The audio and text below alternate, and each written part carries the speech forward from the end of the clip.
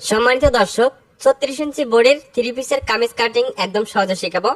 ঠিক এই যে মাঝখানে ডিজাইন অনুযায়ী এভাবে একটি ভাঁজ করতে হবে। এভাবে ভাঁজ করে সমান করে নিতে হবে। আমাদের ডিজাইন অনুযায়ী মাঝখানে ভাঁজ করে এটাকে সরিয়ে নিতে হবে। এখন একইভাবে পিছনের অংশটাকেও ভাঁজ করতে হবে। এখানে পিছনের অংশটাকে ডাবল ভাঁজ করে নিছি। এরপর আটকানো সাইড দুইটা এক জায়গায় মিল করে ঠিক এভাবে 4 পার্ট করে নিতে হবে। সুন্দর করে মিল করে নিতে হবে। আমি যেদিকে দাঁড়িয়েছি সেদিকে আটকানো অংশ, সামনের এবং পিছন পার্ট এক জায়গায় রেখে নিচে একটা মার্জিন করব। এরপর লম্বার মাপটি নিয়ে নিব। এখানে একটি মার্জিন হবে। সাইড ফাড়া রাখতে হবে 19 ইঞ্চি নিচে, এখানে একটি মার্জিন হবে। এরপর নিতে হবে পুটের মাপ 6 ইঞ্চি 36 ইঞ্চি বডির জন্য।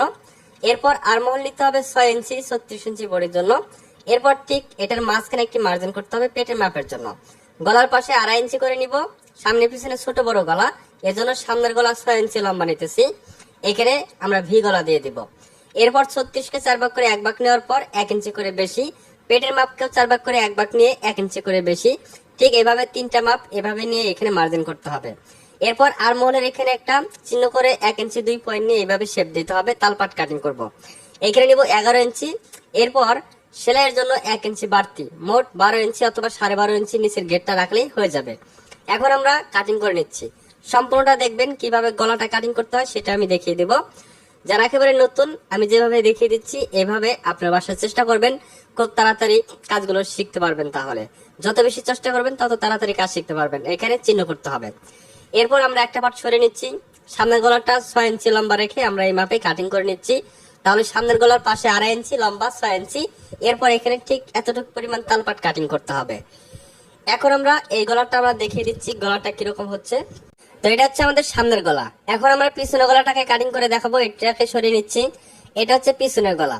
পিছনের গলার পাশেও আমরা 2.5 ইঞ্চি রাখবো। এখানে 2.5 ইঞ্চি, এইখানে একটা মার্জিন হবে। পিছনের গলা লম্বা 4 ইঞ্চি নিয়ে এখানে একটি মার্জিন করে পিছনে গোল গলা দিয়ে দিব। তাহলে গলাটা সুন্দর হবে। আপনারা যারা নতুন রেডিমেড 3 পিসের কামিজ যারা কাটিং করতে ভয় পান, এই ভিডিওটি দেখে ঠিক এইভাবে আপনারা অবশ্যই চেষ্টা করবেন। এখন আমরা হাতা কাটিং করব।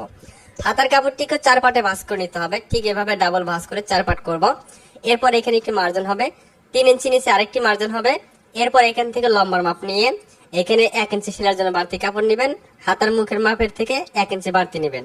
এখানে যতটুকু আসে ততটুকু নিয়ে 1 ইঞ্চি করে বাড়তি কাপড় নিয়ে নেবেন। এরপর ঠিক এভাবে শেপ কাট দিয়ে শেপ দিয়ে নেবেন। পাশাপাশি 2টা মার্জিন হবে ঠিক এরকম। এরপর এই মাপে কাটিং করে নেবেন। তো দেখেন এখানে আমি 36 ইঞ্চি বডির জন্য হাতার মহড়াটা ফুল 8 ইঞ্চি কাটিং করলাম।